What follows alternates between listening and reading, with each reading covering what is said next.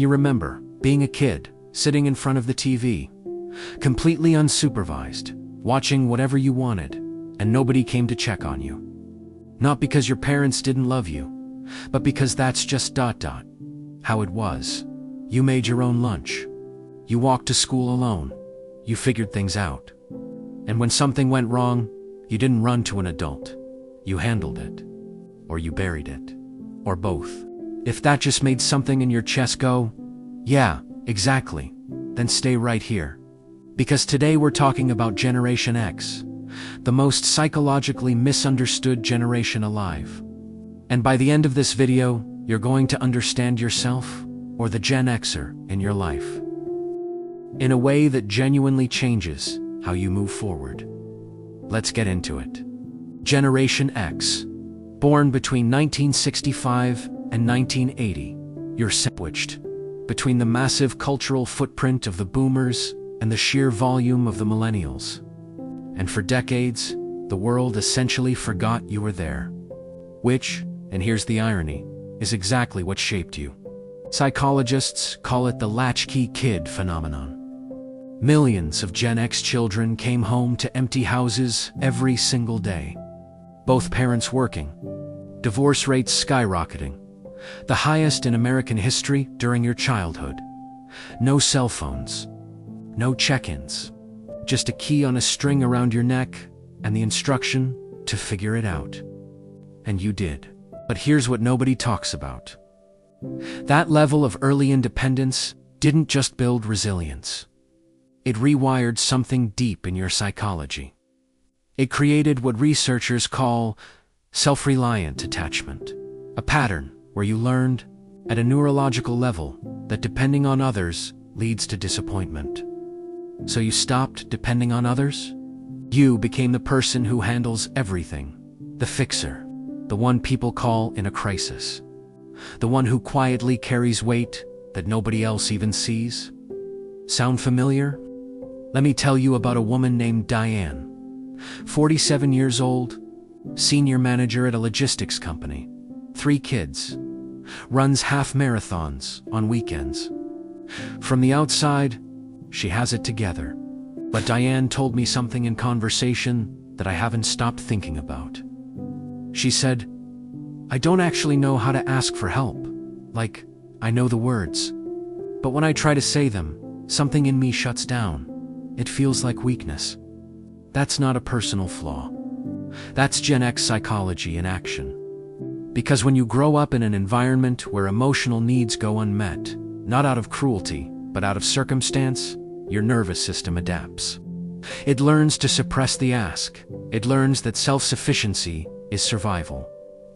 And by the time you're an adult, that adaptation is so deeply embedded, it feels like personality. It feels like who you are. But it's not who you are. It's what you were trained to be. Here's where it gets even more fascinating. Gen X didn't just grow up unsupervised. You grew up in a culture of radical skepticism. You watched political scandals unfold in real time. You saw institutions crumble. You came of age during the AIDS crisis, the crack epidemic, corporate downsizing. You watched the American dream get marketed to your parents and then quietly repossessed. So you developed something incredibly powerful, a built-in cynicism detector. Gen X doesn't fall for hype. You don't need a motivational poster. You don't need someone telling you to believe in yourself. You need evidence. You need logic. You need it to make sense. And that's skepticism. In a world drowning in misinformation and performative everything, that is a superpower. The problem is, most Gen Xers were never told that. You were told you were apathetic, disengaged, the slacker generation. That label was wrong. You weren't apathetic. You were discerning. There's a massive difference. So here's what I want you to hear, and I mean really hear this. Every psychological pattern that Gen X developed, it made sense then. The independence, the emotional self-containment, the skepticism, the reluctance to ask for help. Every single one of those was a rational adaptation to a real environment. But you are not a child in an empty house anymore. And the patterns that kept you safe at 10 years old can quietly suffocate you. The self-reliance that made you strong can make you isolated. The skepticism that kept you sharp can keep you stuck. The emotional armor that protected you can prevent the very connections that would actually fulfill you. Here's the truth about Gen X. You are one of the most capable, most resilient, most underestimated generations in modern history. You built careers without the internet. You adapted to every technological revolution without a manual. You kept going when the world gave you zero applause for it. You don't need someone to believe in you. You need to decide that the same grit you've applied to surviving, you're now going to apply to thriving. So here's your challenge.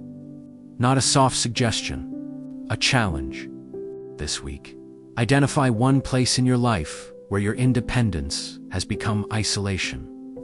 One relationship where you've been strong for so long that you've forgotten what it feels like to be honest.